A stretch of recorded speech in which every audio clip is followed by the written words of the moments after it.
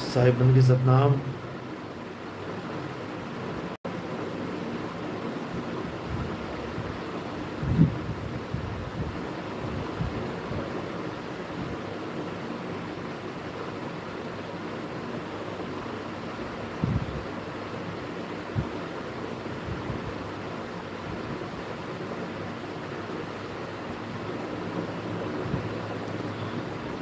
साहिब बंदगी सतनाम, जय सतनाम, जय बंदी छोड़ की।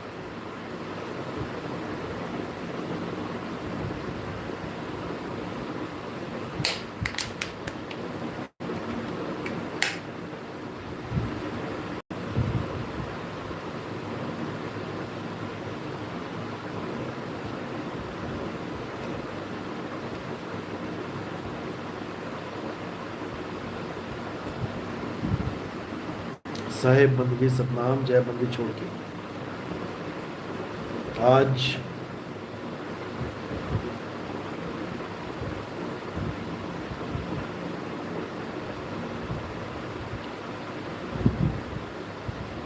कुछ प्रश्नों के जवाब दिए जाएंगे।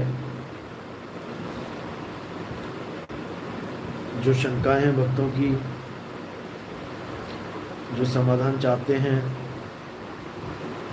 क्योंकि जब तक समाधान नहीं हुआ, जब तक बात बनती नहीं है, कहीं ना कहीं कोई ना कोई अड़ंगा पड़ा ही रहता है, भक्ति बन नहीं पाती इन शंकाओं के चलते।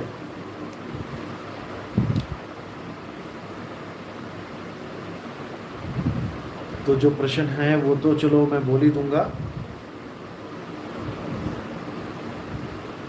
आप लोग के भी जो सवाल होंगे आप लिख सकते हैं ऑनलाइन, लाइव ही जवाब दे दिए जाएंगे।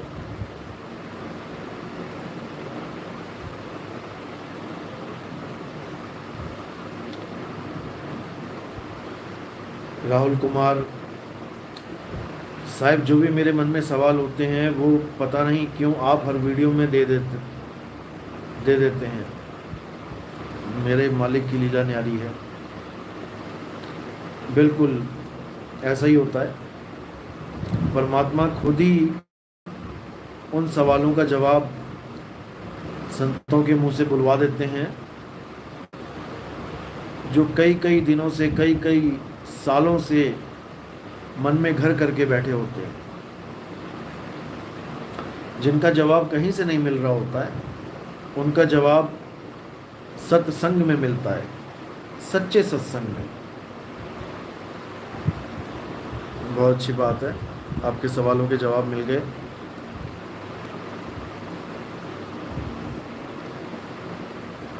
और भी कोई सवाल पूछना चाहता है तो आराम से कोई भी सवाल पूछ सकते हैं।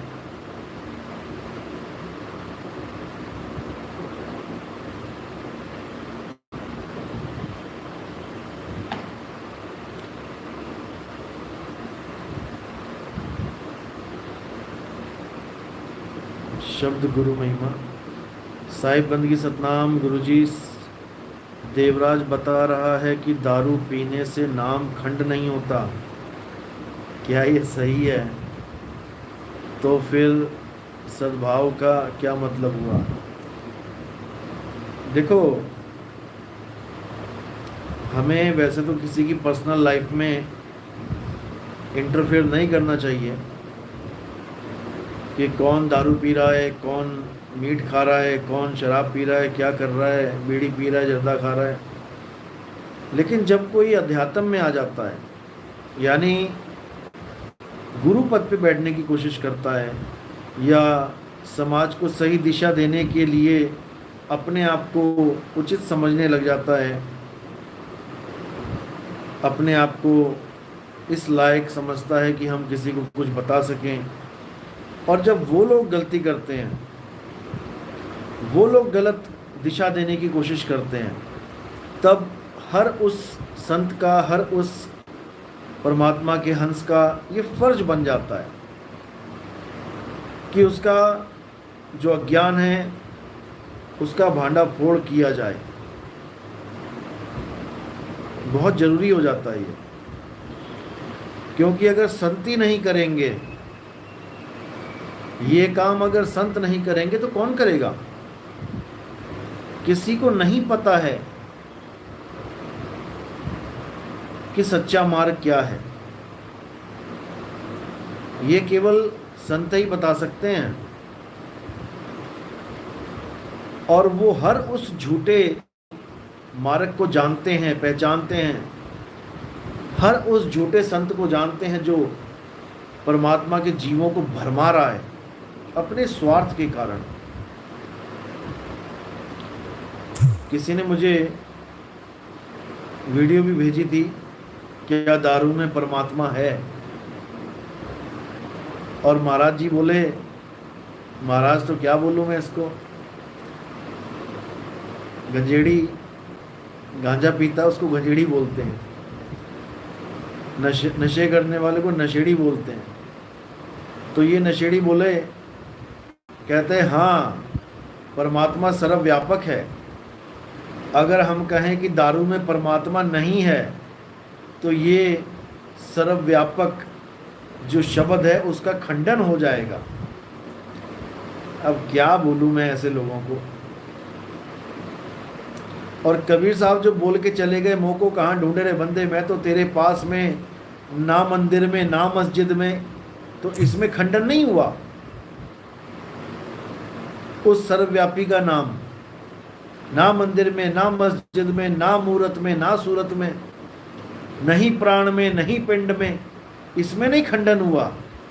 हर जगह नहीं नहीं नहीं, परमात्मा यहाँ भी नहीं, परमात्मा वहाँ भी नहीं। असल में ये निकम्मे लोग ये ब्रह्म को परमात्मा मान के बैठे हैं। ब्रह्म कण कण में विराजमान है, क्योंकि ब्रह्म से सृष्टि हुई है, ब्रह्म से ही सृष्टि हुई है। ब्रह्म सृष्टि करता है, सृष्टि के अंग अंग में बैठा है, हर जगह विराजमान है ब्रह्म, मुर्दे में भी और जिंदा में भी। वो निराकार ब्रह्म है, निराकार सब में विराजमान है, साकार में, चाहे वो मुर्दा है चाहे वो जीवित है। मैंने अपने सत्संगों में ये सब कुछ क्लियर किया हुआ है, आप देखें उसको। तो ये गुरुआ लोग इसी निराकार की बात करते हैं और इसको परमात्मा सिद्ध करते हैं। कहते हैं ये दारू में भी है, ये बीड़ी में भी है, ये जर्दे में भी है, और इसका भरपूर सेवन भी करते हैं और अपने चेलों को परमिशन भी दे देते हैं कि तुम गांजा भी पी सकते हो, इससे भक्ति का कोई लेना देना नहीं।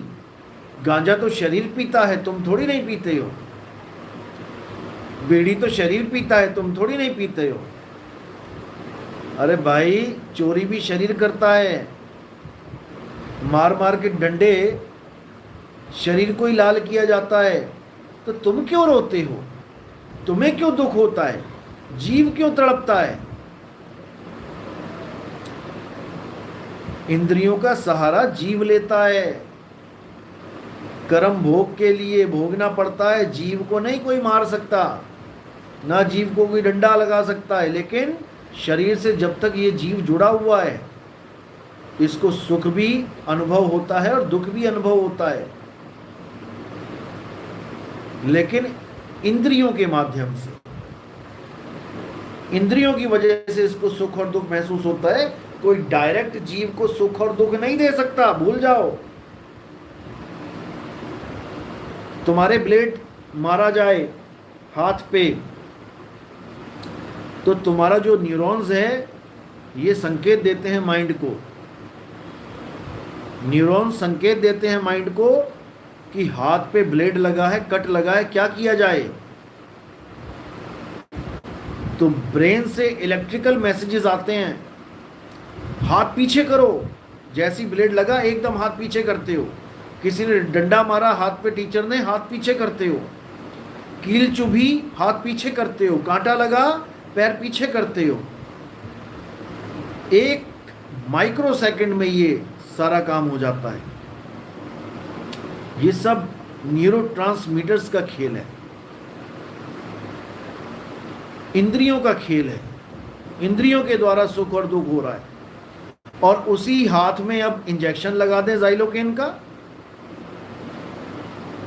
उसके बाद चाहे पूरे हाथ का ऑपरेशन कर डालो, जितने मर्जी ब्लेड मार लो, जितने मर्जी चाकू मार लो, अब ये जीव को सुखी और दुखी नहीं कर सकते। क्यों? क्योंकि इंद्रियों के साथ वो डिस्कनेक्ट हो गया। अब जितने भी न्यूरोट्रांसमीटर्स हैं वो सब शिथिल पड़ गए। अब जो काम चल रहा था डाकिये वाला, वो डाकिये वाला काम रुक गया, इंपल्सेस रुक गई, मैसेजेस रुक गए। अब उसे कोई सुखी दुखी नहीं कर सकता, जितने मर्जी कट मारते रहो। डॉक्टर दांत का ऑपरेशन करते हैं बिना टीका लगाए, मसूड़ों में, बेहोशी का, सुन्न करने वाला। अगर दांत उखाड़ दे, तुम्हारी नानी याद आ जाए तुम्हें। लेकिन जैसे ही इंजेक्शन लगाया जाता है तो इंद्रियों को शिथिल कर दिया जाता है, इंद्रियों के साथ जीव डिस्कनेक्ट हो जाता है। अब प्लास लेके जितने मर्जी जोर लगा के दांत उखाड़ते रहो, अब कुछ होने वाला नहीं। तो ये सारा खेल बहुत खतरनाक है। और ऐसे गुरुआ जब तक आते हैं तब तक ये गर्भ में पड़ता ही रहता है, ये जीव गर्भ जून भोगता ही रहता है। ऐसे गुरुओं के लिए बोला गया है कि झूठा गुरु अजगर बना और 1,84 जाए और सारी संगत चींटी बनी। इसके पास तो संगत भी नहीं है, 5-10 लोगों को ही लूट के बैठा है, ये केवल अकाउंट में पैसे डलवाता है, ये बोल के कि तुम्हें सार शपथ देंगे 3 सेकंड में। और देता क्या है? घर जाके कान में फूंक मार के आता है। चंडीगढ़ के 2 लोगों को इसने 60,000 रुपए में फूंक मारी, इसकी एक फूंक 30,000 रुपए की पड़ी। वो बेचारे दिल पे पत्थर रख के ये सोच के बैठ गए कि चलो हमने कोई भैंस खरीदी होगी और भैंस मर गई। उसके बाद हमसे नाम दीक्षा ली तो अपनी ये सारी कहानी सुनाने लगे। दुख तो होता है, दुख होता है। राजस्थान की एक लेडीज से इसने 5200 रुपए लिए। जब उसने हमारा सत्संग सुना तो उसको हर चीज समझ में आ गई। अब इससे पैसे वापस मांगे तो ये पैसे ना दे, तो मैंने एक रामबाण इलाज बता दिया इसका। और जैसे ही उन्होंने वो रामबाण वहां से मारा, 2 दिन में उसके अकाउंट में पैसे वापस आ गए। क्योंकि इन लोगों का हमें पता है कि क्या करना है। ये लोग, हमें पता है इनका क्या इलाज है, लेकिन वही बात है कि बीच में पड़ेंगे तो दिक्कत हो जाएगी। इसलिए जनता को जागरूक करना है, जनता को ही जागरूक करना है। जनता खुद सूत कर देगी इनको। हमारा काम किसी को कुछ बोलना नहीं है, बिन बोले सब हो जाएगा, बस जनता जागरूक हो जाए। याद रखना, आज अगर कोई सीएम है, पीएम है, या कल कोई सीएम या पीएम था, या आने वाले समय में कोई सीएम या पीएम बनेगा, जनता की वजह से। जनता ही माई बाप है सबका। और जब ये जनता जाग जाती है ना, तो ये बड़ों बड़ों को ठीक कर देती है। याद रखना इस बात को। और हमारा एक ही मकसद है, जनता को जागृत करना, जनता को जगाना। सारे बिगड़े काम ठीक हो जाएंगे इस देश के, अगर जनता जाग गई तो संविधान जो संतों का है, जो पूरे विश्व को एक डोर में बांध सकता है, उस संविधान का भी निर्माण करने का समय आ गया है। और बहुत जल्दी उस संविधान को लिखा जाएगा और लागू किया जाएगा।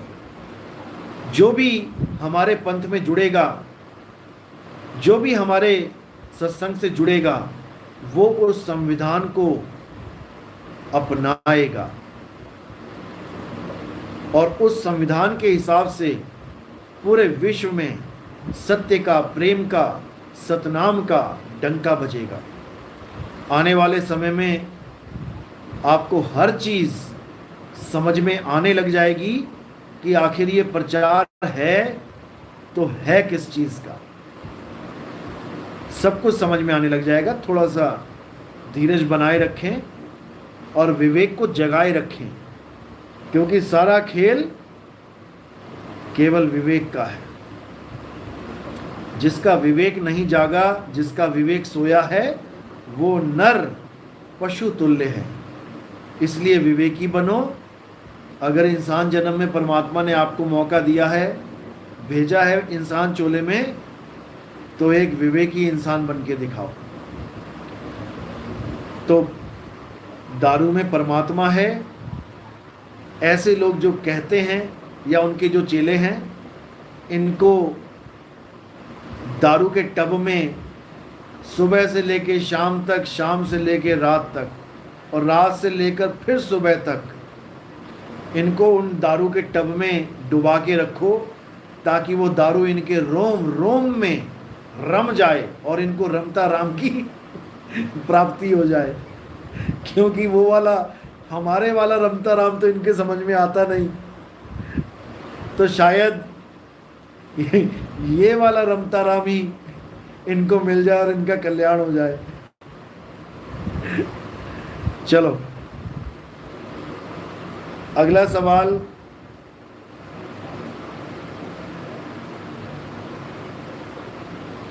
जो है वो पूछ सकते हैं।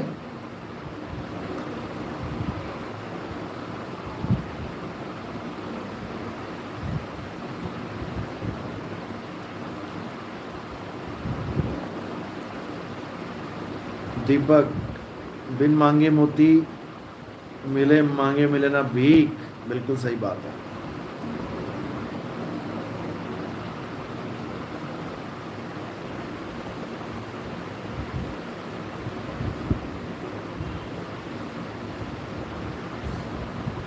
गोवर्धन जी, आपका जो सवाल है ना, थोड़ा सा आप इसको और क्लियर करके लिखो। मेरा एक प्रश्न है, हम गर्भ से क्यों पैदा होते हैं जब आत्म नहीं होते हैं? तो इसको और क्लियर करके लिखो, क्या पूछना चाह रहे हो आप। अगर केवल ये पूछ रहे हो कि हम गर्भ से पैदा क्यों होते हैं, आसमान से क्यों नहीं टपकते, या और कहीं से पैदा क्यों नहीं होते, उसका तो जवाब मैं दे देता हूँ आपको। क्योंकि जो प्रकृति ने निर्धारित किया हुआ है, जो भी अंग जिस भी कार्य के लिए, जो भी इंद्रियां जिस भी कार्य के लिए निर्धारित की गई हैं, वो उसी से ही कर्म होता है। अब आपको हम कान से क्यों नहीं देखते, हम आँख से क्यों नहीं सुनते, हम नाक से क्यों नहीं चाटते, तो हर क्रिया, हर अंग, ये सब प्रकृति के द्वारा निर्धारित हैं। इसी प्रकार जो गर्भ है वो निर्धारित है जीवों को शरीर धारण करवाने के लिए। तो थोड़ा विवेकपूर्ण सवाल पूछें, जो लगे कि हाँ बाकियों को इससे कुछ फ़ायदा हो, क्योंकि समय बहुत कीमती होता है, समय का सदुपयोग करना चाहिए। गोपाल साहिब, लाइव सत्संग सुनने में बहुत आनंद मिलता है साहिब बंदगी, बहुत अच्छी बात है। देखो ये तो छोटे छोटे आनंद हैं, सत्संग भी एक आनंद का खजाना होता है, भजन भी है आनंद के लुटे खजाने सतगुरु के दरबार में। सतगुरु के दरबार में तो सत्संग ही मिलेगा, और सत्संग में आनंद तो है ही है, क्योंकि सत्य के साथ आप जुड़ रहे हो। जन्मों जन्मों से जिसकी खोज थी वो पूरी हो रही है। लेकिन फिर भी जो असली आनंद है वो सच्चित आनंद है। वो सच्चिदानंद कब मिलेगा? जब आपकी सूरत अपने मालिक को, अपने प्रीतम को पहचान लेगी। इन कानों से सुन के नहीं पहचानेगी कि किसी गुरु ने सुना के पहचानवा दिया। जब सूरत के द्वारा वो खुद पहचानेगी, तब जो आनंद मिलेगा उसका जवाब नहीं, वो लाजवाब है। तो बहुत अच्छी बात है, आपको आनंद भी आ रहा है सत्संग सुनने का, और मालिक की कृपा हुई तो आपको बहुत जल्दी, जल्दी तो नहीं कहूँगा, सही समय पे हर चीज़ की प्राप्ति होगी। भारत, तेरा बाणा मीठा लागे, कहना बहुत आसान है गुरुजी, पर इसमें कैसे रहें, बहुत परेशानियां हैं। देखो, पहले एक बात समझ लो कि परेशानियां हैं, मैं ये नहीं कह रहा नहीं है, लेकिन आपके चिंता करने से क्या वो कम हो जाएंगी? बस ये समझ लो। तुम कुएं में गिर गए मान लिया, लेकिन अब रोने से तुम निकल तो नहीं जाओगे ना। कुछ हेला करो, कुछ मेहनत करो, कुछ आवाजें आवाजें मारो, चीखो चिल्लाओ, कोई ना कोई आसपास होगा सुनेगा। रोने से क्या होता है? कुएं में गिर गए, सुबुक सुबुक के रो रहे हो, घुटनों में मुंह दे के, उससे कोई फायदा नहीं। कई लोग इतने परेशान हो जाते हैं जीवन से, सोचने लग जाते हैं हम आत्महत्या कर लें। उससे कुछ होने वाला नहीं भाई। एक छोटी सी प्रॉब्लम के लिए तुम आत्महत्या करते हो। घर में किसी का झगड़ा हो गया मियाँ बीवी में, उठा के जहर खा लेते हैं। अरे निकम्मो, वैसे भी तो अलग ही हो रहे हो मरने के बाद पूरे परिवार से। थोड़े दिनों के लिए किसी रिश्तेदार के पास चले जाओ बिना बताए, किसी मामी के यहाँ चले जाओ, किसी बुआ के यहाँ चले जाओ, अपनी अम्मा के यहाँ चली जाओ, कि जहर खाना ही बचा है। देखो 4-5 दिन में होश आ जाएगा उसे, ढूंढता फिरेगा तुम्हें। लेकिन नहीं, विनाश काले विपरीत बुद्धि, ये सब दिमाग से निकाल दो। अंत मता सोगता, किसी बेवकूफ़ी भरी किसी बात के लिए अगर ये शरीर छोड़ोगे तो वही बात दिमाग में घूमती रहेगी, वैसे जन्म मिल जाएगा। तो इन चीज़ों को बिल्कुल अवॉइड करो। और हर चीज़ का हल है, ऐसा नहीं है कि हल नहीं है। तुम सोचते हो कि परमात्मा ने हमारे रास्ते बंद कर दिए, जबकि वो उन रास्तों को बंद कर रहा है जिनके बंद होने से तुम कुछ नया करो और तुम्हारे जीवन में कुछ नया हो, जिससे तुम्हारे और रास्ते खुल जाएं। एक डॉक्टर की क्लिनिक नहीं चल रही थी, MBBS करके बेचारा बैठा हुआ है, कोई पेशेंट ही नहीं आ रहा। अब उस डॉक्टर ने हार के क्लिनिक बंद कर दी और एक ट्रैवल एजेंसी खोल दी। 2-4-5 कारें रख दी उसने, और इतना बढ़िया धंधा चलने लगा उसका कि आगे से आगे तरक्की करता चला गया। तो इसका मतलब ये नहीं है कि डॉक्टर ने डॉक्टरी करी है तो अब डॉक्टरी से कमाई नहीं होगी तो मेरे रास्ते बंद हो गए या मुझे मर जाना चाहिए। ये सारे ड्रामे बंद कर दो, निकाल दो इसको दिमाग से। हमारा कोई भी काम है, हमारा कोई भी डिग्री करते हैं, कुछ भी करते हैं, केवल पेट भरने के लिए। मेन लक्ष्य है खाना, रहना, पहनना, रोटी कपड़ा मकान। अगर किसी प्रोफेशन को ज्वाइन किया और उससे कमाई नहीं हो पा रही है तो कोई बात नहीं, कुछ और ट्राई करो, क्या पता तुम्हारी लाइफ वहाँ पे सेट हो जाए। ना कि डिसअपॉइंटेड होके हमेशा नेगेटिविटी में ही रहना, हमेशा यही सोचते रहना कि मेरे साथ ही भगवान ऐसा क्यों कर रहा है।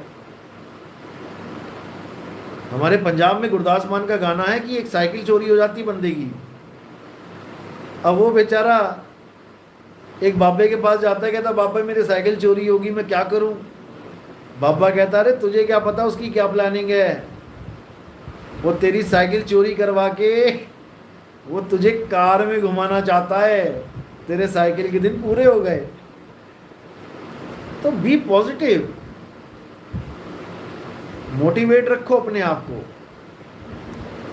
ऐसा कुछ नहीं है कि तुम एक काम में फेल हो गए तो तुम फेलियर ही हो। जितने भी लोग इस वर्ल्ड में फेमस हैं, KFC वाले की स्टोरी सुनोगे ना तो दिमाग खराब हो जाएगा। पता नहीं कितने काम धंधे खोल के कितनों में वो फेल हुआ, मरने वाली उम्र हो गई उसकी। अब जाके पूरे वर्ल्ड में KFC इज द ब्रांड। तो ऐसा कभी मत सोचो।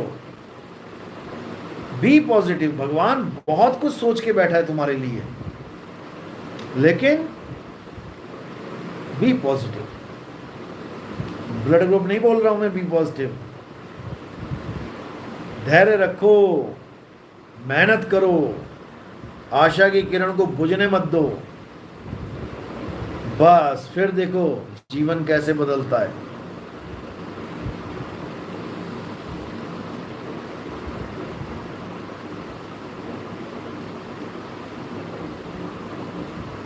साहिब जी, अब तक आपने किन्हीं को पूर्ण नामदान दिया है जैसा कि आप 3 चरणों में देते हैं? बिल्कुल दिया है, बिल्कुल दिया है, लेकिन कुछ को भी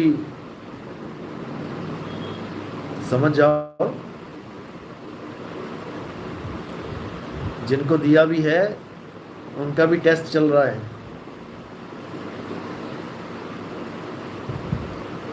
क्योंकि ये कबीर पंथ है भाई। इसमें बिना परीक्षा के कोई पास नहीं होता। 64 लाख चेलों की परीक्षा ली थी, 2 पास हुए थे केवल, वो भी 33% मार्क्स लेके।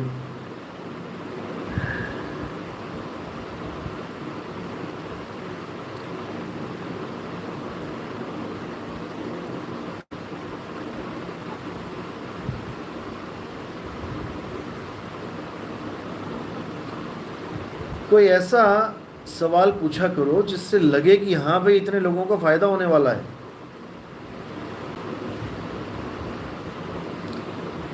अरविंद सिंह तोमर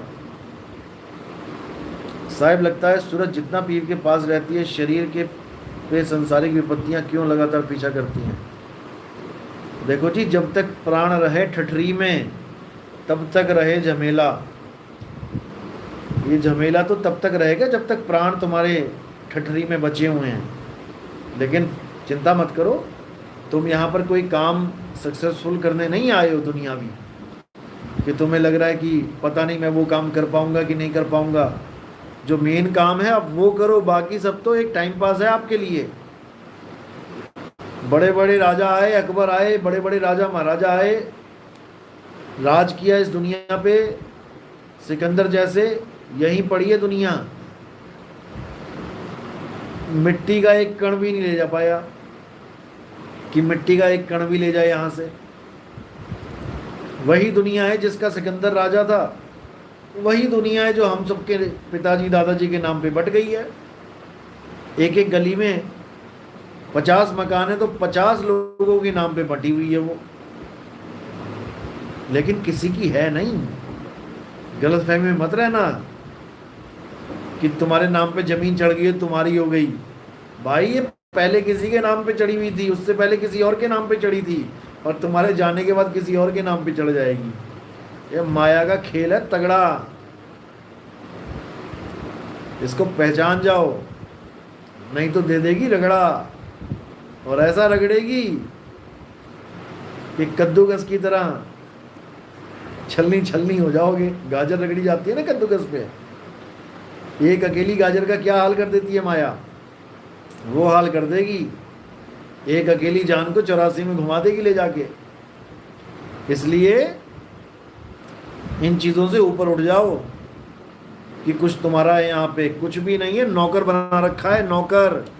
ऐसी जेल में तुम रहते हो जहाँ पे जेल के कमरे तक तुम साफ करते हो, जेल बनाते भी तुम ही हो खुद ही, अपने पैसे लगा लगा के। वहाँ तो सरकार पैसे लगा के जेल बनाती है कैदियों के लिए, यहाँ तुम खुद अपने लिए जेल बनाते हो, और उस जेल को बनाने के लिए आर्किटेक्ट को पैसे भी देते हो। उस जेल को सजाने के लिए डिस्टेम्पर भी लेके आते हो, एशियन पेंट्स लेके आते हो, पुट्टी भी लगाते हो। उस जेल को और मजबूत बनाने के लिए अंबुजा सीमेंट भी लेके आते हो, और सरिया भी ऐसा लेके आते हो जो जंग रोधक हो और भूकंप भरी हो। पक्की जेल, और बड़ी से बड़ी जेल बनाने में लगे होते हैं, ऊंची ऊंची दीवारों वाली जेल,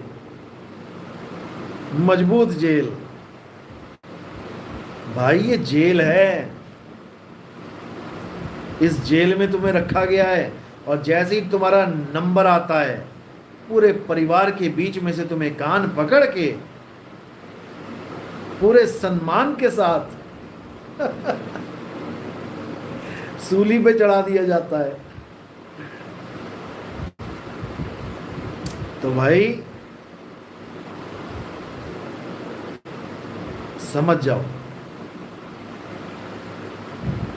इस जेल से निकलो। 3 लोक एक जेल है, पाप पुण्य 2 जाल, और सारा जग भोजन बना, खाने वाला काल। ये काल भगवान सबको खाएगा, सबको खाएगा। एक भी ऐसा नहीं है जो बच जाए। तो एक भजन भी है, आप सुन सकते हो, जगत में कोई ना परमानेंट। उसमें एक लाइन आती है, काल सभी को खा जाएगा, लेडीज हो या जेंट, जगत में कोई ना परमानेंट। तो चाहे लेडीज है चाहे जेंट्स है, भूल जाना कि तुम्हारा कोई लिहाज किया जाएगा। ये लेडीज फर्स्ट ये इंसानों में ही है, ये यही मिलेगा। ये काल के जाल में लेडीज जेंट्स नहीं देखा जाता। बकरी लेडीज होती है, बकरी लेडीज होती है, ऐसे छील देते हैं ये कसाई उस लेडीज को, कोई ना पूछता लेडीज को क्या है लेडीज।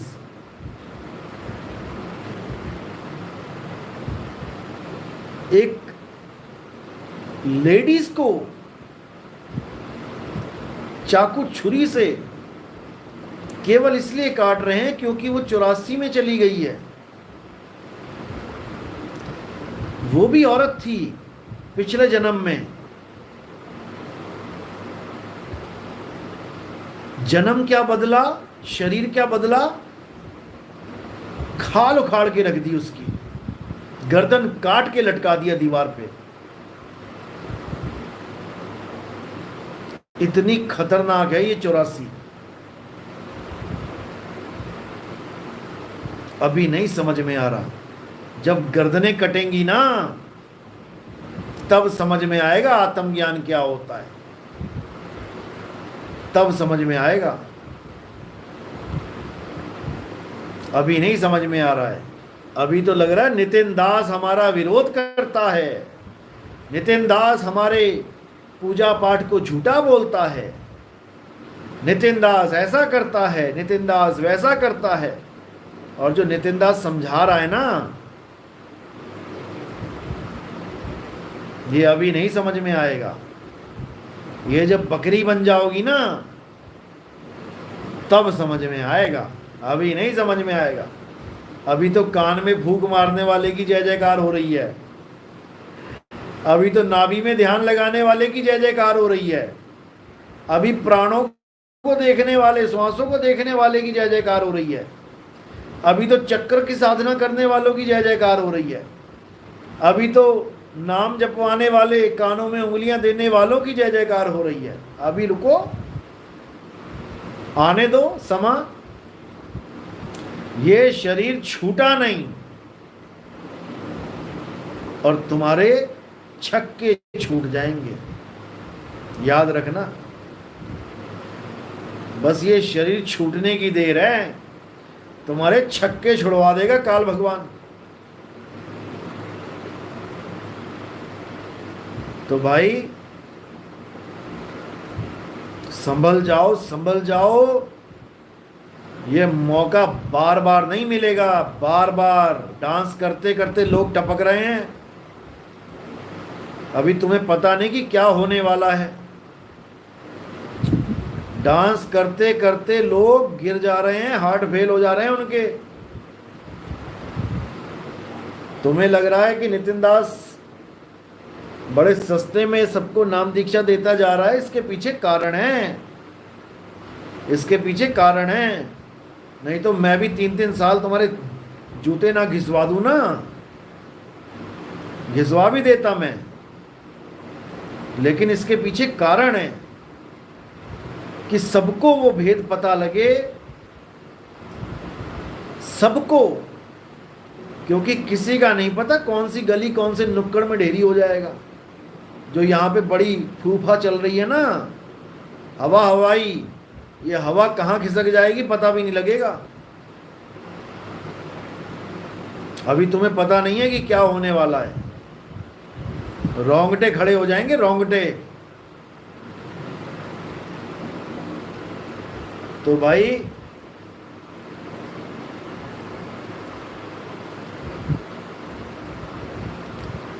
समझ जाओ।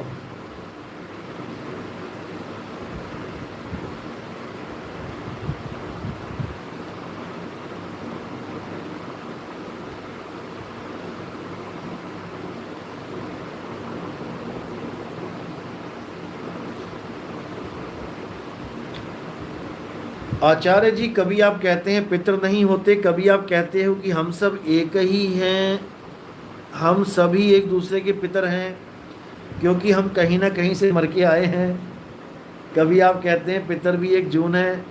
देखो, मैंने ये नहीं कहा कि पितर नहीं होते। अगर मैंने ये बोला होता कि पितर नहीं होते तो मैं फिर गीता का उदाहरण क्यों दे रहा हूं कि पितरों की पूजा करने वाले पितर लोक को जाएंगे, भूतों की पूजा करने वाले भूतों के लोक में जाएंगे, और देवताओं की पूजा करने वाले देवलोक को जाएंगे। आखिर मैं ऐसा क्यों बोल रहा हूं अगर पितर नहीं होते तो, अगर भूत नहीं होते तो?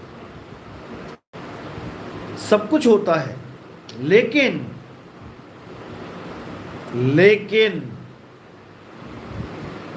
अलग अलग शरीरों में होता है। इस स्थूल के साथ कोई कनेक्शन नहीं होता है, पितरों का, भूतों का, देवताओं का। वो शरीर अलग शरीर है, और जैसे ये शरीर एक कल्पना मात्र है लेकिन सच लगती है, ऐसे ही वो प्रेत, भूत, वो पितर भी कल्पना मात्र है लेकिन सच लगते हैं। किसी को सपने में भूत आ गया, उसको 100 बार कह लो कि नहीं नहीं नहीं कल्पना थी, मानेगा क्या? वो कहेगा बड़ी मुश्किल से जान बचा के आया हूं भाई, उसकी गर्दन कटी हुई थी, उसकी आंखें बड़ी बड़ी थी, देख के आ रहा हूं, कल्पना कैसे मानूं? बस यही समझना है, ये सब कल्पना है, और जो जो तुम्हें दिख रहा है वो सब कल्पना है। और इसी कल्पना को सत्य मान के तुम इन चक्रों में पड़ जाते हो। जो जैसी कल्पना लेके बैठेगा अंत समय में, उसको वैसा ही लोक मिल जाएगा, उसको वैसी ही गति होगी। जो शरीरों को लेके बैठेगा उसको शरीर ही मिलेंगे। जो भूत प्रेतों की पूजा करते हैं उन्हें अंत में भूत प्रेत ही याद आएंगे, उन्हीं में वास होगा उनका। जो पितरों की पूजा कर रहे हैं उनको अंत में पितर ही याद आएंगे। और जो आत्मा में रमण कर रहे हैं वो कहीं जा ही नहीं सकते, वो अपनी आत्मा में स्थिर हो जाएंगे, कोई रोक नहीं सकता। इस दुनिया में कोई माई का लाल रोक नहीं सकता। नलनी के सुगना तो है कवन पकड़ी। लेकिन ये सब तब होता है जब पूर्ण विश्वास के साथ हम उस पंथ को, उस मार्ग को दृढ़ता से पकड़ लेते हैं, छोड़ते नहीं फिर उसको। फिर तो सिर धड़की बाजी होती है, शीश दिए जो गुरु मिले और तो भी सस्ता जान। फिर ये नहीं होता जी 1 महीना हो गया नाम लिए, कुछ हो नहीं रहा, चलो अगला गुरु पकड़ लूं। ऐसे नहीं होता, ये सिर धड़की बाजी नहीं होती है। सिर धड़की बाजी होती है ज्ञान समझो, 20 साल समझो, कोई बात नहीं, लेकिन जब आओ तो सिर धड़की बाजी लगा के आओ। उसके बाद तो सरेंडर करो और बंदी छोड़ की दया का पात्र बनो। ऐसा नहीं है कि तुम तो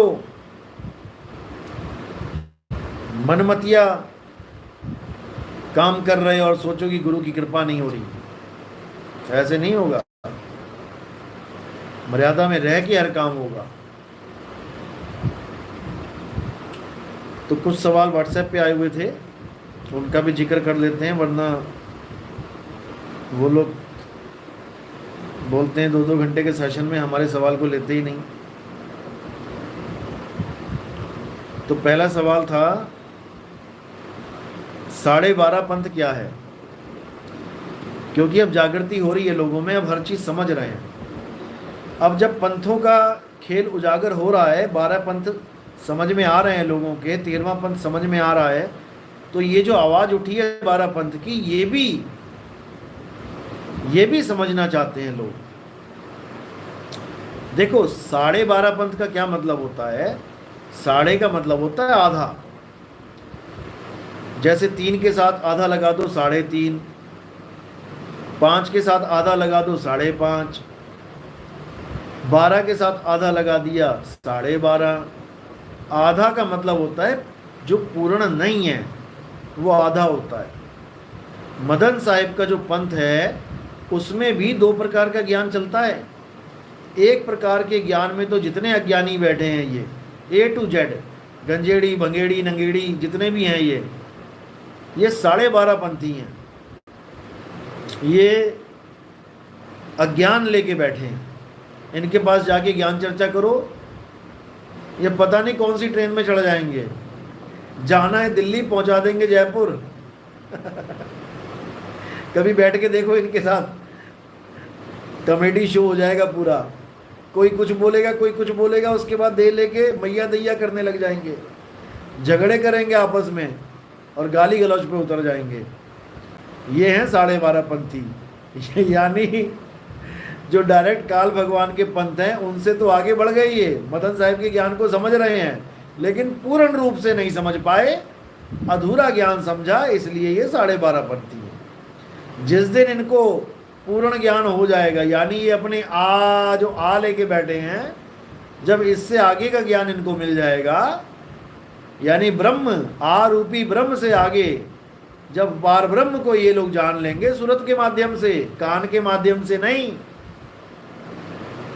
जब ये सूरत के माध्यम से जान लेंगे तब ये भी 13 पंथी हो जाएंगे। लेकिन इनके बस की बात नहीं है कि ये इस जन्म में तो 13 पंथी हो जाएं। ये सब 12.5 पंथी हैं। तो इनके अज्ञान को आप कैच करो, देखो कि कहाँ तक की ये बात कर रहे हैं, क्या बोल रहे हैं, और इनको पकड़ो, इनके अज्ञान को पकड़ो और रिजेक्ट मारो। तब समझो कि अब आप 12.5 पंथ से आगे बढ़ोगे। अगर आप इनके तक ही रुक गए, इन तक ही अटक गए, तो आप भूल जाओ कि इस जन्म में आपकी मुक्ति हो सकती है। भूल जाओ, खत्म कर दो, दिमाग से निकाल दो। तो अगला सवाल है,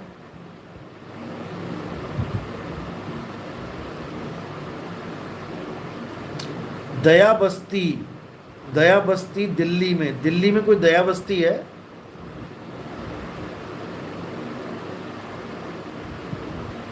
क्या है?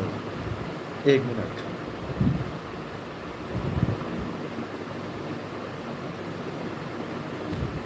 दया बस्ती में बैठा गुरु नाभि का ज्ञान देता है, उसके बारे में बताएं। दया बस्ती में जो गुरु है, आप उसका नाम लिखो पहले, कौन है वो, मैं तभी कुछ बता पाऊंगा। वैसे नाभि में तो आजकल जो नाभि वाला चल रहा है, दिल्ली वाला गुरु जो अज्ञान परोस रहा है लोगों को, मुझे नहीं पता वो कहाँ रहता है। अगर उसकी बात कर रहे हो तो एक मैसेज और कर दो, अगर सुन रहे हो तो। चलो कोई बात नहीं, इसको आगे पेंडिंग कर देते हैं। पर नाभि वाले ज्ञान के बारे में बता देता हूँ। जितने भी हैं, दया बस्ती छोड़ो, पाप बस्ती, पुण्य बस्ती, कोई भी बस्ती है, और कोई भी गुरु नाभि पे ध्यान लगवा रहा है तो वो महाअज्ञानी है, महाअज्ञानी। क्योंकि नाभि शरीर का हिस्सा है, नाभि शरीर का हिस्सा है, और नाभि में जो प्राण है, जो गांठ लगी है, वो भी एक तत्व है, यानी शरीर का ही हिस्सा है। नाभि भी शरीर है, तत्व है, और प्राण भी तत्व है। और इन तत्वों में जो उलझा रहा है वो महाअज्ञानी, वो कभी ज्ञानी नहीं हो सकता। ध्यान को शब्द में लगाना है, शब्द की साधना करनी है, नाभि की साधना नहीं करनी है, प्राणों की साधना नहीं करनी है, वरना प्राण योगी बन जाओगे आप। और साहिब कह रहे हैं नहीं प्राण में, नहीं पिंड में, ना ब्रह्मांडाकाश में। तुम्हें किसने कह दिया कि प्राण योगी बनना है? नाभि में ध्यान लगाना है।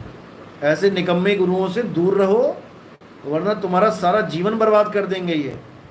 उदाहरण देते हैं, कस्तूरी कुंडल बसे मरक ढूंढे बन माही, यानी कस्तूरी परमात्मा को बोला गया है, और कहता है कि नाभि में कस्तूरी है। अरे नाभि में कस्तूरी हिरण के है, आदमी के थोड़ी नहीं है। नाभि में कस्तूरी यानी नाभि में अमृत तो रावण भी लेके बैठा था।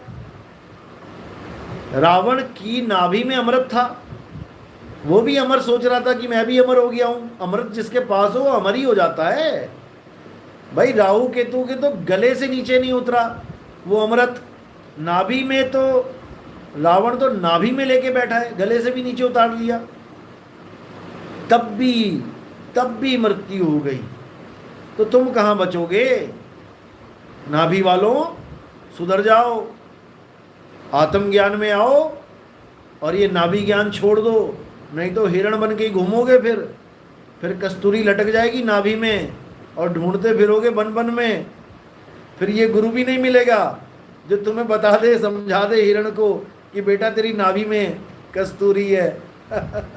अभी तो समझ जाओ, इंसान चोले में 52 अक्षर है, हिरण चोले में तो 52 भी नहीं मिलेंगे।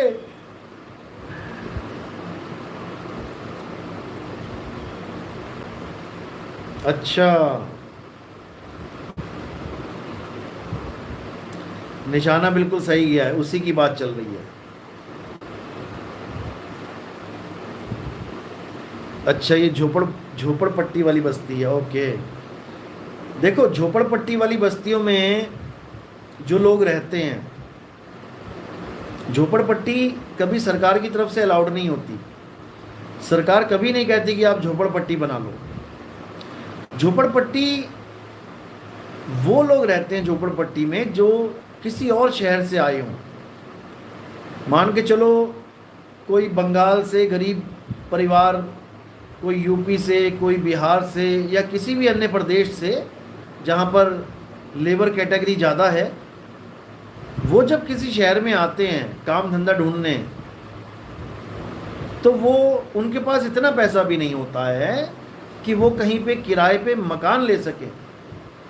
जिनकी बहुत ज़्यादा हालत ख़राब होती है, मैं उनकी बात कर रहा हूँ। जो पीछे से थोड़े बहुत स्ट्रांग होते हैं, चाहे वो नौकरी ढूंढने आए हों, वो किराए पे कमरा ले लेते हैं 1-2 महीने के लिए, और नौकरी मिलती है तो उसका किराया दे देते हैं।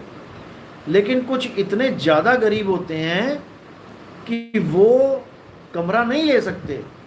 वो क्या करते हैं, कहीं पे सरकारी ज़मीन खाली पड़ी होती है जिसका कोई वारिस नहीं है, वारिस तो सरकारी है, मतलब कोई देखने नहीं आ रहा वहाँ पे, कोई नाले के किनारे, कोई गंदे नालों के किनारे देखा होगा आपने, वहाँ पे वो लोग अपनी झोपड़ियाँ बना लेते हैं।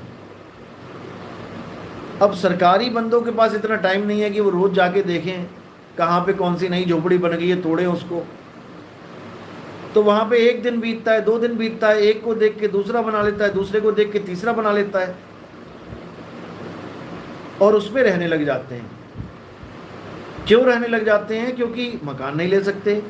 और सबसे बड़ी बात है कि अब लोगों को पता चल चुका है कि अगर हम 5-7 साल 10 साल अपनी झोपड़पट्टी बना के उसमें रहें, तो भारत के कानून के हिसाब से हम उसी शहर के हो जाते हैं, और वहाँ की सरकार का हमें ये नियम बन गया है, ये कानून बन चुका है कि झोपड़पट्टी वालों को सरकार की तरफ से मकान अलॉट होते हैं। ये काफ़ी राज्यों में है। आपके राज्य में है या है नहीं ये मुझे नहीं पता, लेकिन मैंने देखा है चंडीगढ़ में झोपड़पट्टी में कई लोग रहते थे, उसमें वो लोग भी रहते थे जो पीछे से स्ट्रांग थे।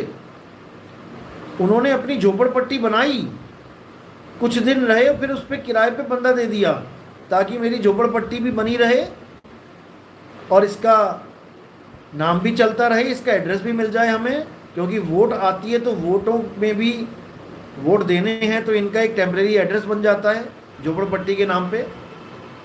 और फिर इन लोगों को जब प्लॉट मिल जाते हैं, बने बनाए मकान फ्लैट मिल जाते हैं जिनको ये 10, 12, 15 साल बेच नहीं सकते, तो इनको प्रॉफिट हो जाता है। यानी एक झोपड़पट्टी डालने में 15,000 भी बड़ी मुश्किल से 10, 12, 15,000 में डल गई, और जब इनको मकान मिल गया तो वो लाखों का।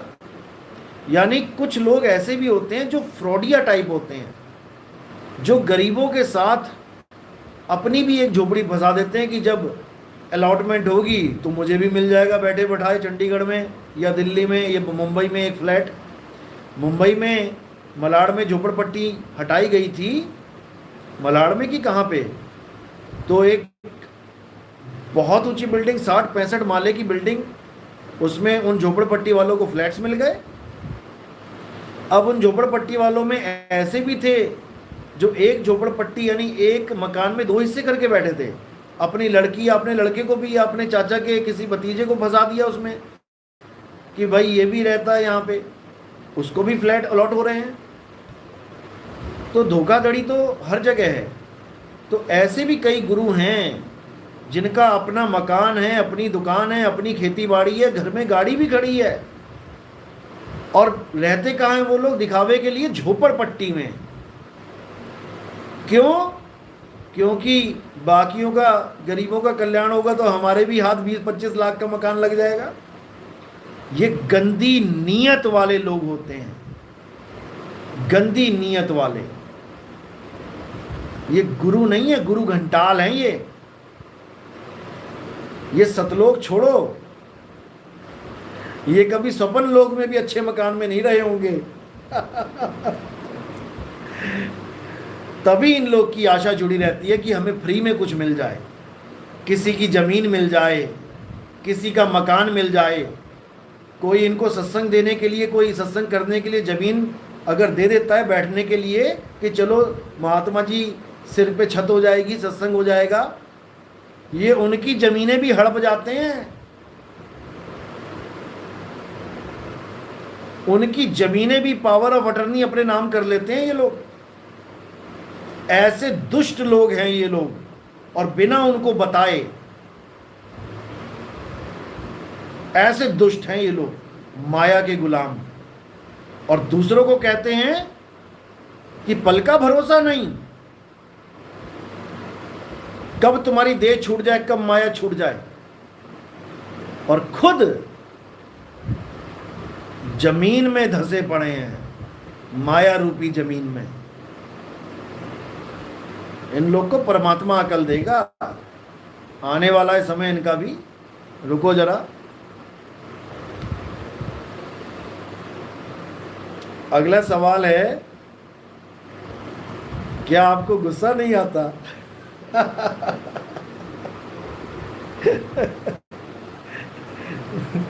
गजब के लोग हैं। देखो, अगर कोई मुझे ऊट पटांग बोले, जैसे एक निकम्मा है, निकम्मा यानी मेरा प्यारा, वो मुझे कहता, अब उसके गुरु का ज्ञान खंड हो गया, जो 2, 4, 5 चेले बनाए थे उसके गुरु ने, उन्होंने भी सवाल जवाब दागना शुरू कर दिया और उसकी हालत खराब हो गई। अब बस जायज़ है कि गालियाँ ही पड़ेंगी, पता है जब गोलियां चलेंगी तो बुलेट प्रूफ जैकेट पहन लो, हमने भी पहन ली। अब वहां से क्या गोलियां चली, तू सुअर है। मैंने कहा भाई ठीक है, सुअर का काम होता है गंदगी साफ करना, सुअर बिना शर्म के गंदगी साफ करता है, और जब भगवान विष्णु को, उन्होंने भी तो वराह रूप धारण किया उस राक्षस रूपी गंदगी को खत्म करने के लिए, तो हम भी गंदगी साफ करेंगे, लेकिन अज्ञान रूपी गंदगी, और ऐसी साफ करेंगे कि दोबारा तुम गंदगी करना भूल जाओगे।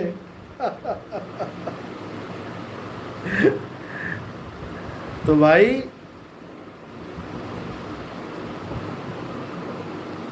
इंतजार करो, इंतजार।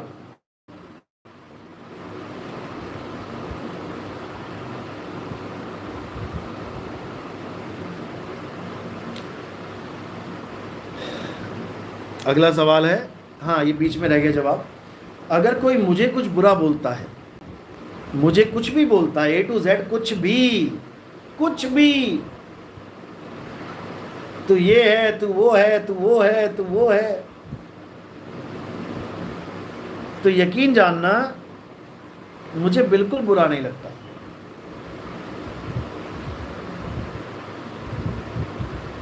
लेकिन अगर कोई अज्ञान परोस के जीवों को भरमाने की कोशिश करे,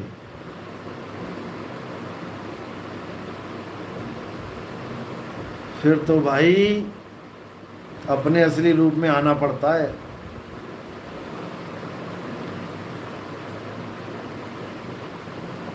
फिर तो सामने वाले को हिलाना पड़ता है, क्योंकि एक भी जीव का नुकसान बहुत बड़ा नुकसान है, बहुत बड़ा, क्योंकि सब मालिक के जीव हैं। एक भी आदमी को अपने सामने मरता देखना, वो भी तब मरता देखना जब तुम कुछ कर सकते हो, उसकी मदद कर सकते हो, ये गवारा नहीं है। एक भी जीव को गलत ज्ञान पहुंच जाने का मतलब है कि वो तो मरा ही मरा, लेकिन एक बार नहीं मरा, वो 84 में जाके बार बार मरेगा। दुख तो इस बात का है, एक बार मर जाए सब तो कहानी खत्म हो जाए, लेकिन ये बार बार का मरना भाई जान ले जाएगा, हालत खराब हो जाएगी। इसलिए इन स्वार्थियों को चंद नोटों के चक्कर में ये दिखाई नहीं दे रहा कि मेरे चेले का होगा क्या। ये निगुड़े जिनका अपना कोई गुरु नहीं है, ये गुरु बन के बैठ गए यूट्यूब पे। अपना गुरु कान में फूंक मार रहा है और ये महाराज जी बीजक पढ़ रहे हैं।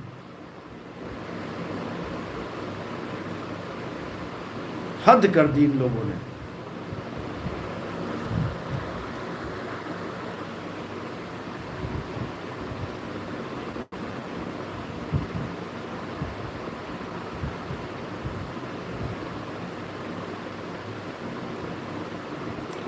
पूरन, वाह मेरे सतगुरु नितिन साहिब, आपने एक बार विवेक गुप्ता को ठीक किया था, आपका वो सत्संग अभी तक नहीं मिला। वो मैंने डिलीट कर दिया था एक्चुअली। क्योंकि 12वें पंथ के कुछ भक्तों ने 9 कॉपीराइट स्ट्राइक दिए थे, फेक वाले, फेक कॉपीराइट स्ट्राइक, इस चैनल को बंद करवाने के लिए। लेकिन परमात्मा ने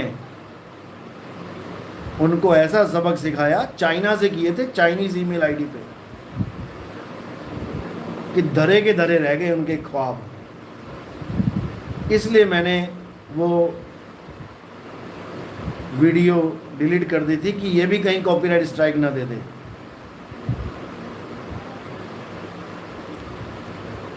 लेकिन बहुत गलती करी, एक वो जयपुर वाले की, वो स्वयंभू आत्मज्ञानी की वीडियो, जिसमें अच्छी तरह उसका अज्ञान को अच्छी तरह धोया गया था, और एक इसके ऊपर जो बनाई थी वो दोनों मैंने डिलीट कर दी थी, क्योंकि मुझे इससे फ़र्क भी नहीं पड़ता कि क्या और कौन उनको सुन रहा है, कौन हमें सुन रहा है, इससे कोई फ़र्क नहीं पड़ता। जो विवेकी होगा वो समझ जाएगा। जो काल का जीव है वो काल के पास ही जाएगा, और जो दयाल का जीव है वो दयाल के पास ही जाएगा। इसमें चिंता वाली कोई बात नहीं है। हमारा जो फर्ज है हम उसको निभाएंगे। हमारा काम है अज्ञान को एक्सपोज करना, अज्ञान को जड़ से उखाड़ देना, वो हम करते रहेंगे। सामने वाले को नहीं समझ में आ रहा, कहीं और जाना चाहता है, तो वो बिल्कुल फ्री है, कहीं भी जाए। ना तो नितिन दास ने कभी किसी के बंधन डाला था, और ना ही नितिन दास कभी किसी के बंधन डालेगा कि हमारे पास नाम ले लिया अब आप कहीं नहीं जा सकते। एक सवाल भी है इसी में ही।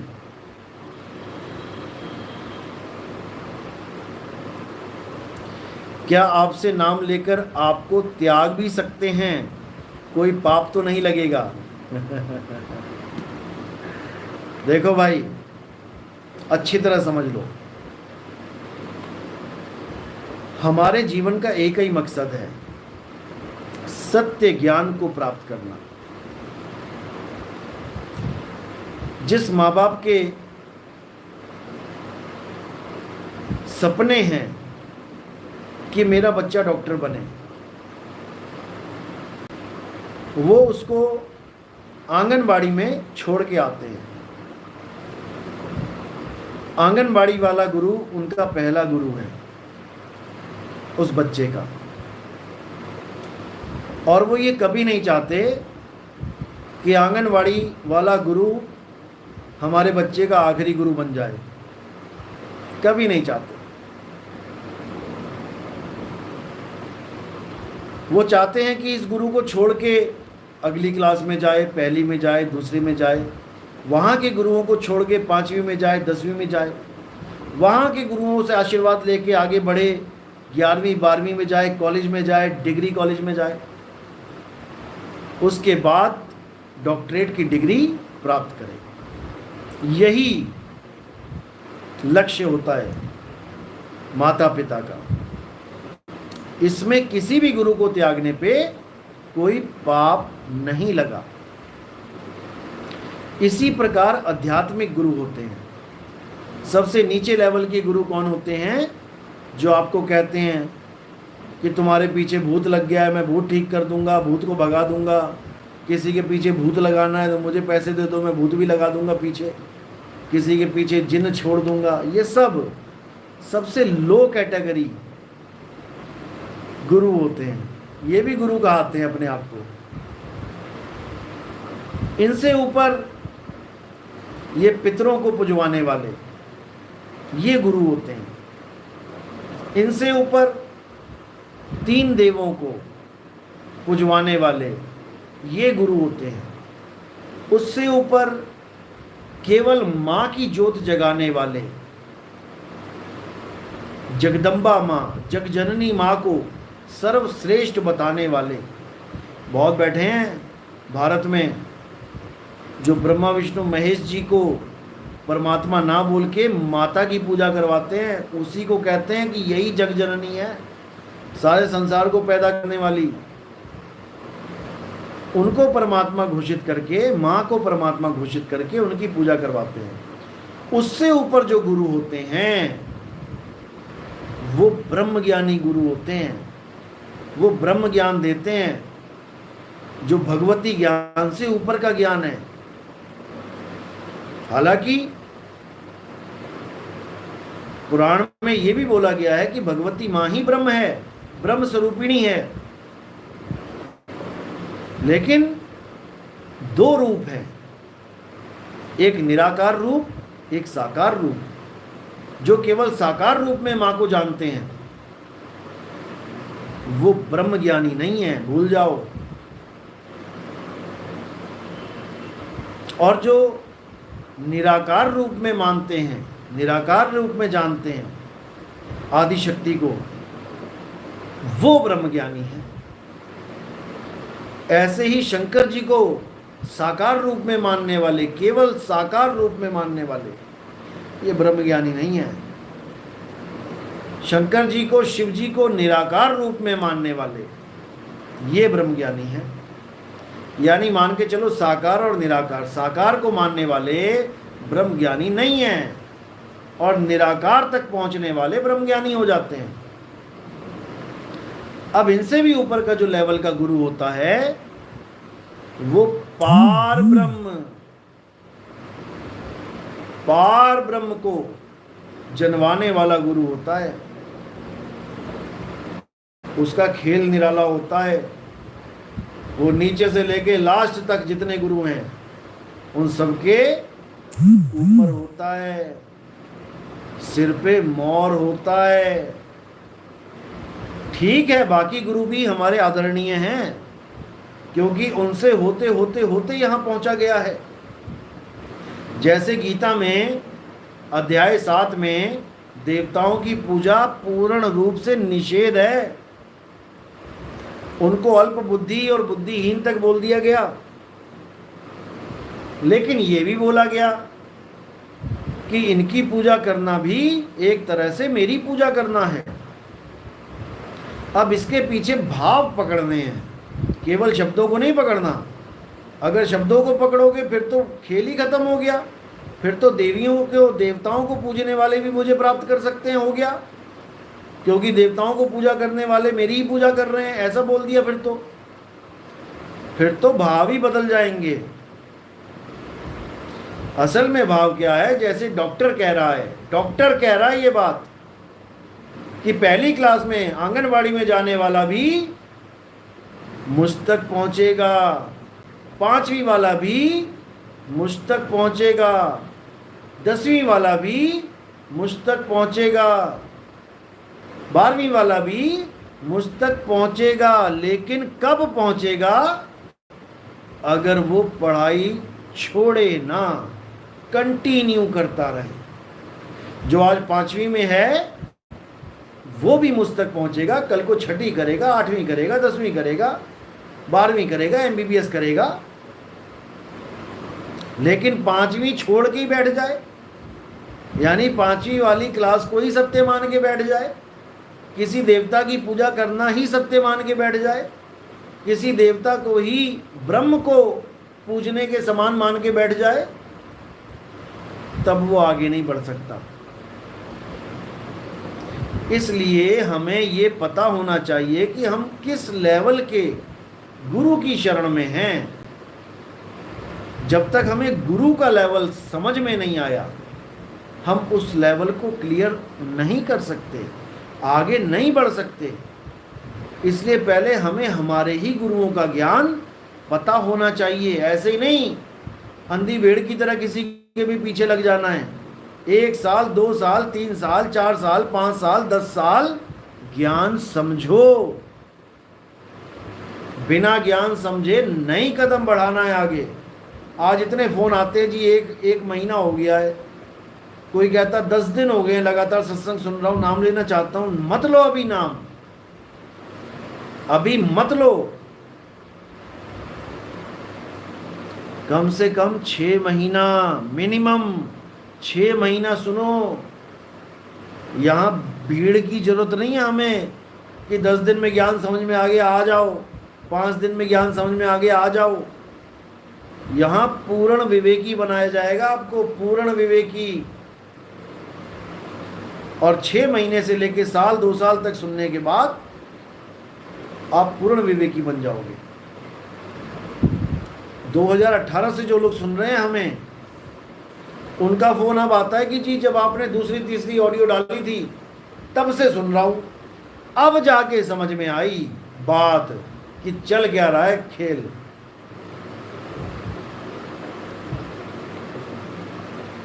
अभी तक समझ में ही नहीं आ रहा था कि नितिन दास चिल्ला क्या रहा है, चीख क्या रहा है। अभी तक पल्ले ही नहीं पड़ रही थी बात। अब जाके समझ में आ रही है लोगों की कि कह क्या रहा है ये बंदा, हमारे भले की कह रहा है कि हमारा बेड़ा गर्क करने की कह रहा है। और जिसके समझ में आ रही है फिर तो लहर अपदाना, फिर तो रातों की नींदें उड़ी पड़ी हैं, दिन का चैन उड़ा पड़ा है। पंख होते तो उड़ाती रहे, ऐसी हालत हुई पड़ी है। लेकिन ये वाले पंख नहीं चाहिए हमें। नितिन दास दूसरे पंख देगा तुम्हें, जाओगे तो उड़ते हुए ही।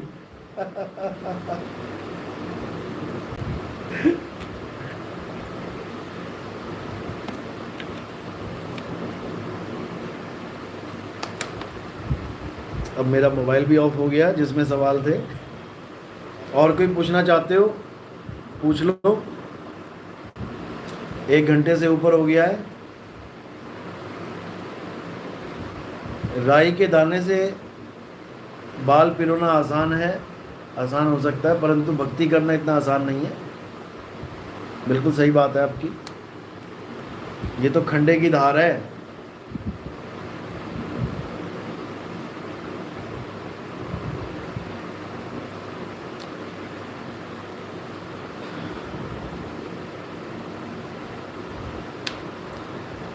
जयंत, 3 युग में काल का जोर था, लेकिन अब कलयुग में परमात्मा का जोर होगा। बिल्कुल होगा, बिल्कुल होगा, इसमें कोई शक नहीं है। 3 युगों में पंथ नहीं चलाया गया, कबीर साहब ने पंथ नहीं चलाया, इक्का दुक्का को जा जा के नाम दीक्षा दी। लेकिन चौथे युग में पंथ की बात चली थी कि 3 युग में पंथ मत चलाना, थोड़े थोड़े जीव ले जाना। चौथे युग में भर भर के ले जाना, पूरा पंथ चला देना। लेकिन तुम्हारे पंथ चलाने से पहले तुम्हारा ही नाम लेके मैं 12 पंथ साज दूंगा। ये काल भगवान का डायलॉग था। लेकिन परमात्मा तो परमात्मा है ना। कहते हैं तेरे 12 पंथों पे हमारा एक पंथ भारी पड़ जाएगा, और वही हो रहा है। आज सारे गुरु जितने भी बैठे हैं, सबको पता चल चुका है कि नितिन दास ने क्या कर दिया है। छोटे से छोटे गुरु से लेके बड़े से बड़े धुरंधर जो बैठे हैं, इन सबको पता लग चुका है कि नितिन दास ने क्या कर दिया है। इनके सत्संग सुनो, आज से 5 साल पुराने सत्संग सुनो, तुम्हें जमीन आसमान का अंतर दिखाई देगा। यही गुरुआ लोग, छोटे से छोटे वाले जो YouTube पे ऑनलाइन मंत्र बेचा करते थे, राम जी का मंत्र, श्याम जी का मंत्र, शिव जी का मंत्र, लक्ष्मी प्राप्ति मंत्र, ओम साईं के मंत्र, आज बिना सार शब्द लिखे वीडियो नहीं डालते कोई।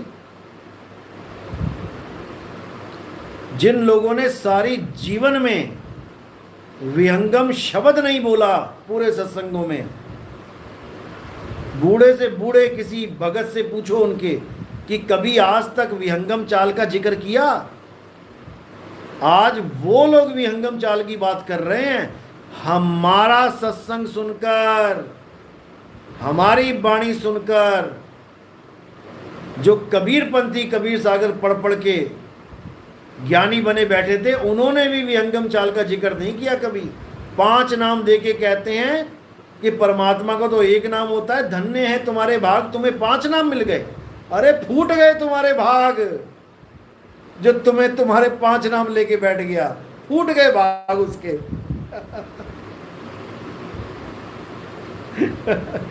इसीलिए अब फूटे भागों को जुड़वाने नितिन दास के पास आ रहे हैं, और आएंगे, क्योंकि समय आ गया है मेरे भाइयों, समय आ गया है। इस युग को पलटने का समय आ गया है। देखते जाओ होता है क्या। और जो ये सोच के बैठे हैं कि ये तो केवल बातें हैं, उन लोग को जवाब नितिन दास नहीं देगा, उनको जवाब समय देगा, समय देगा।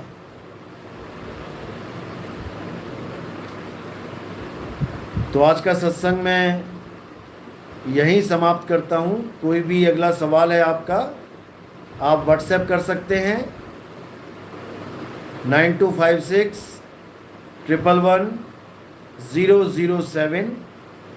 आप इस पे व्हाट्सएप करें और कॉल बिल्कुल ना करें, और वीडियो कॉल तो बिल्कुल ना करें, वीडियो कॉल बिल्कुल ना करें। और जो 6 महीने से कम सत्संग सुना है जिसने, वो भी अभी कॉल ना करे कि पता लगा नंबर मिलते ही कॉल स्टार्ट कर देते हैं और पूछो कितने दिन हो गए सत्संग सुनते हुए। अभी तो जी 5 सत्संग सुने हैं, अभी तो जी 2 ही सत्संग सुने हैं। भाई कॉल करने की जरूरत नहीं है। 6 महीना लगातार सत्संग सुनो, दिन रात सत्य असत्य की परख करो, निबेड़ा करो, उसके बाद मिलो, उसके बाद बात करो।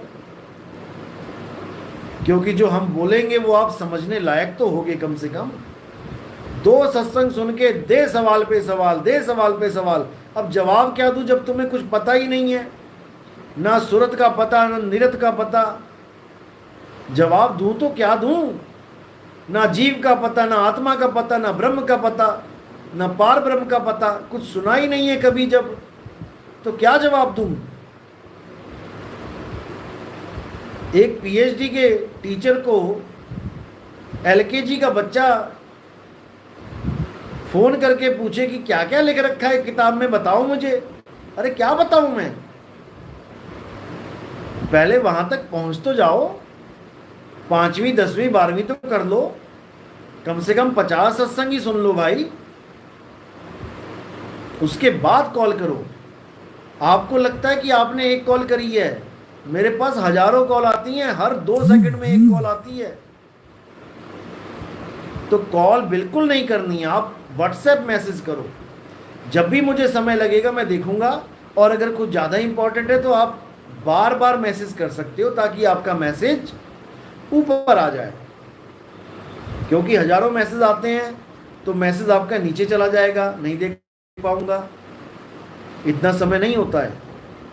आप बार बार मैसेज करोगे, 2 4 5 10 बार कर दिया तो वो ऑटोमेटिकली ऊपर आ जाएगा। तो आप